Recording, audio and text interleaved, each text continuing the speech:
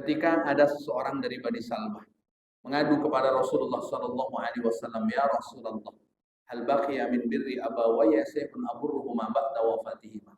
Rasul, masihkah bisa aku berbuat baik kepada orang tuaku yang keduanya sudah wafat? Lalu jawaban Rasulullah sallallahu alaihi wasallam sederhana, "Na'am." Kata Rasulullah, "Engkau masih bisa berbuat baik kepada mereka. Satu di antaranya," kata Rasulullah, "wa ibqa'un bi uhudihima." Kalau orang tua punya janji dan janji itu belum terrealisasi, maka ketika engkau merealisasikan janji itu, engkau akan dihitung sebagai anak yang berbakti kepada kedua orang tua.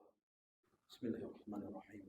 Assalamualaikum warahmatullahi wabarakatuh.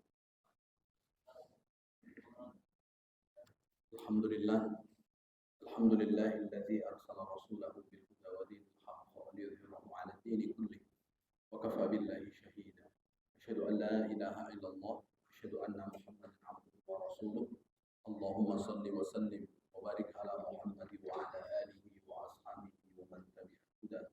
Subhanaka la 'ilma lana illa ma 'allamtana innaka antal 'alimul hakim. Qad qala ta'ala fi kitabihil karim wa asdaqul qa'ilin. A'udzu billahi minasy syaithanir rajim. Bismillahirrahmanirrahim. Ya ayyuhalladzina amanu taqullaha haqqa tuqatih wa la tamutunna illa wa antum muslimun. Al-ayah. Shadaqallahul azim. Amma ba'd. Ma'asyiral muslimin wal muslimat, Bapak Ibu jamaah salat fardu zuhur yang dimuliakan oleh Allah Subhanahu wa taala. Bersyukur kita kepada Allah dengan mengucapkan kalimat alhamdulillahi rabbil alamin. Kembali Allah jumpakan kita dengan salah satu bulan yang Allah Subhanahu wa taala muliakan, yaitu bulan Rajab.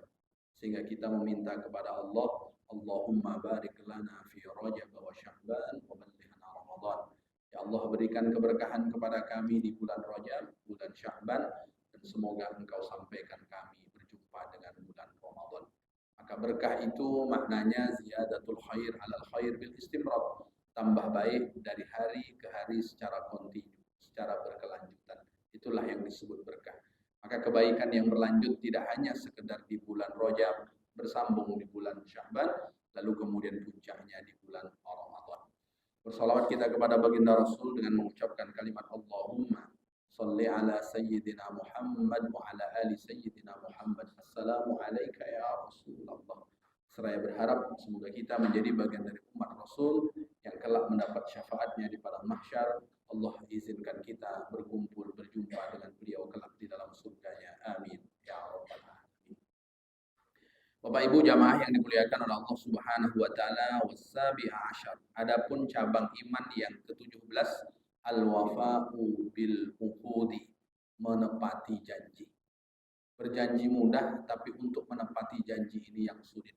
Sehingga menepati janji satu di antara cabang keimanan. Maka orang yang beriman bukan hanya sekedar mengumbar janji, tapi menepati janji sebagai bentuk bukti imannya kepada Allah Subhanahu wa taala. Dalam sabdanya Rasulullah sallallahu alaihi wasallam berpesan, husnul ahdi minal iman, bahwa orang yang berjanji dengan baik itu bagian dari iman. Di antara bukti baik janjinya seseorang ketika dia menepati janjinya, bukan hanya sekedar mengucap lalu kemudian dia lupakan ucapannya tersebut, tapi bagaimana kemudian menepati janji tersebut. Banyak orang yang berjanji A, berjanji B, berjanji C, dan seterusnya. Lalu kemudian hanya sekedar untuk menarik simpati orang, lalu kemudian saat itu sudah dipenuhi oleh seseorang, dengan kemudian dia menyampaikan banyak janji, ketika dia tidak merealisasikan janji itu, maka itu bagian dari hutang. Ketika ada seseorang dari Bani Salmah mengadu kepada Rasulullah sallallahu alaihi wasallam, "Ya Rasulullah, hal baqiya min birri abawayya shay'un aburruhuma ba'da wafatihima?" Rasul, masihkah bisa aku berbuat baik kepada orang tuaku yang keduanya sudah wafat? Lalu jawaban Rasulullah sallallahu alaihi wasallam sederhana, "Na'am." Kata Rasulullah, engkau masih bisa berbuat baik kepada mereka. Satu di antaranya, kata Rasulullah, wa ibqa'un bi uhudihima. Kalau orang tua punya janji dan janji itu belum terrealisasi, maka ketika engkau merealisasikan janji itu, engkau akan dihitung sebagai anak yang berbakti kepada kedua orang tua. Maka ternyata Bapak Ibu yang dimuliakan oleh Allah Subhanahu wa taala, janji itu tak habis dengan matinya kita. Maka nanti Allah Subhanahu wa taala akan memintai pertanggungjawaban. Maka di antara bukti seorang anak berbaktinya kepada kedua orang tua, meskipun itu bukan kewajibannya, tapi saat dia merealisasikan janji orang tua, itu dihitung sebagai amal yang disebut dengan bir, yang disebut sebagai berbakti kepada kedua orang tua. Nah, itulah tentang pentingnya janji, ternyata tak berakhir dengan matinya kita, maka merealisasikan janji satu di antara bagian anak yang berbakti kepada kedua orang tuanya jika orang tua belum sempat menunaikan janji tersebut. Lalu kemudian cabang iman yang berikutnya wasamina asyar, adapun yang ke-18 al-wara', yaitu sifat wara'. Wara' di mana? Fil mantiki wa fil ma'kali wa fil masyrabi.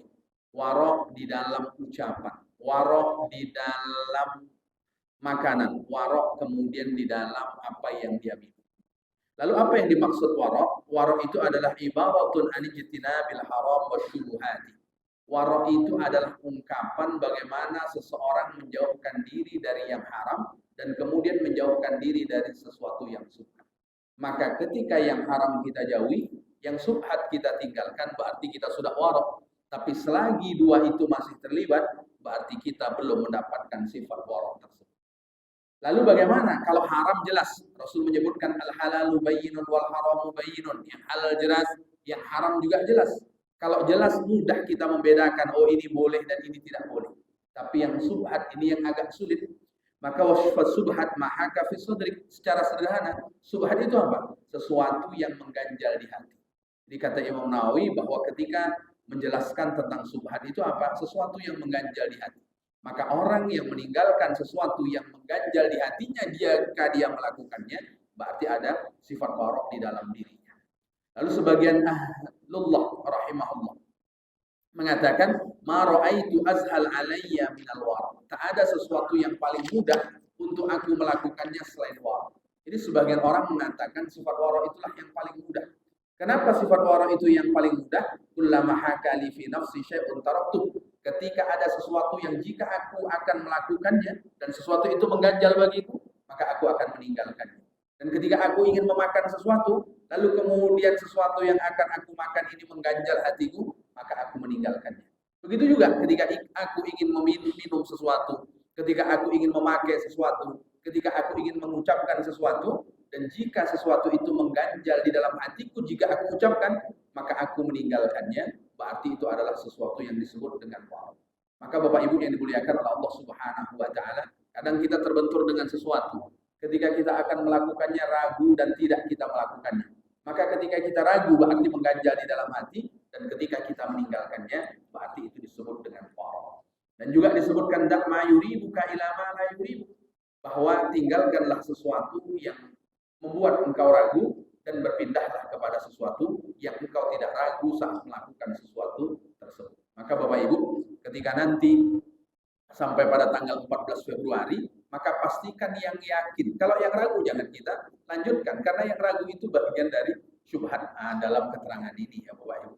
Jadi yang kira-kira kita yakin kita lanjutkan. Kalau memang mengganjal di hati, maka kemudian tinggalkan. Ternyata hati ini menarik Bapak Ibu. Di antara yang Rasulullah SAW sebutkan, istafti qalbak. Mintalah fatwa nasihat kepada hati. Jadi hati ini biasanya tidak pernah berbohong. Yang berbohong itu adalah pasti bukan kata hati, pasti kata hawa nafsu yang berbohong. Maka Rasulullah SAW menyampaikan itu. Fa'in aftaka al-muftun, meskipun sudah memberikan fatwa kepada orang-orang yang memberi fatwa, banyak fatwa, tapi jangan lupa kita melibatkan hati. Kalau hanya melibatkan pendengaran, kadang kita terseret dengan perkataan bohong. Kalau kita hanya melihatkan mata, betapa banyak mata kita ini salah memandang. Maka libatkanlah hati.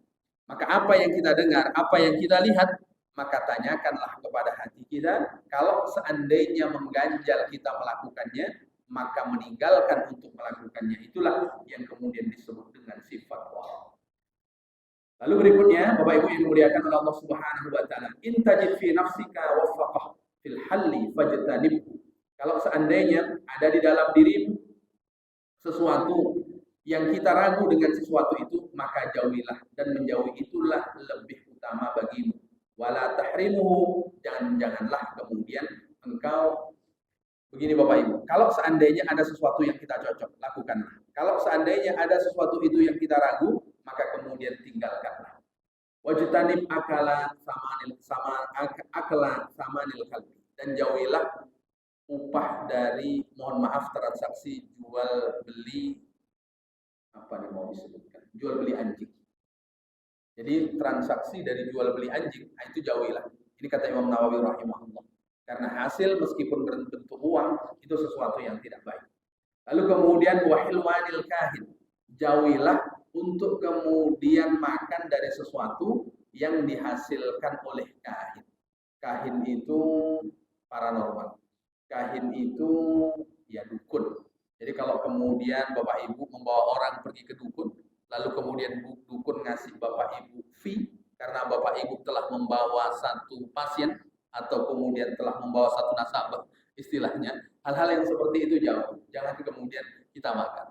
Karena meskipun bentuknya merah, meskipun bentuknya biru, tak ada bedanya dengan biru dan merah yang ada di dompet kita, tapi cara yang digunakan lalu kemudian sampai kepada kita, itu seyogyanya jauh. Meskipun kalau nanti tidak sampai pada taraf haram, paling tidak ada subhat di dalamnya. Dalam subhat di dalamnya, kenapa? Kita kan menghitungkan ini jasa saya Pak Ustaz. Saya sudah membawa dia, lalu kemudian saya dapat jasa. Karena saya sudah mengiklankan, karena saya sudah membawa dia. Itu mungkin akan kita katakan sebagai jasa kita. Tapi di sisi lain, bahwa cara kita membawa kepada sesuatu yang tidak baik, itu yang bisa mengantarkan kita kepada sesuatu yang subhat, apalagi kemudian bisa mengantar kepada kita sesuatu yang lebih jauh dari subhat yang disebut dengan haram. Lalu kemudian di antara yang dianjurkan untuk menjauhi wa mahrul bahwi, mahar itu memberikan uang, mohon maaf, kepada PSK dan lain sebagainya. Jadi mohon maaf, ketika kita memberikan uang, mohon maaf, untuk kemudian sebagai ganti dari orang yang kemudian telah memberikan servis kepada siapapun, maka itu termasuk di antara uang yang kita dianjurkan untuk kemudian menjauhinya. Nah, ini berarti sesuatu yang hal-hal seperti itu pasti mengganjal kepada hati. Dan ketika mengganjal kepada hati, itu bagian dari yang subhat, dan yang subhat itu dijauhi. Ketika orang mampu melakukan dan meninggalkan sesuatu yang subhat, dia meninggalkan sesuatu yang subhat, maka selamatlah kehormatan dirinya, terjagalah agamanya. Tapi kalau orang yang biasa melakukan sesuatu yang subhat, sehingga karena biasa melakukan sesuatu yang subhat, ketika dia akan melakukan ulang tidak ada ganjalan sama sekali, karena sudah terbiasa. Kalau sudah terbiasa lalu kemudian berpindah kepada yang haram, kalau yang haram juga sudah terbiasa, maka pasti hatinya akan mati meskipun orangnya secara fisik masih hidup. Maka warok secara sederhana, kalau mengganjal di dalam hati, jangan langsung kemudian kita ambil tindakan untuk melakukan itu. Itu secara sederhana sebagai rambu-rambu ketika kita ingin makan, ketika kita ingin minum, ketika kita ingin berkata, dan hal-hal yang lain yang terkait dengan kehormatan diri dan kemudian kehormatan agama kita. Itu Bapak Ibu yang saya bacakan pada kesempatan siang hari ini. Semoga uraian singkat ini bermanfaat. Tutur kata yang kurang berkenan saya mohon maaf. Sama-sama kita tutup dengan doa kafaratul majlis. Subhanakallahumma bihamdika asyhadu an la ilaha illa anta astaghfiruka wa atubu ilaik. Assalamualaikum warahmatullahi wabarakatuh.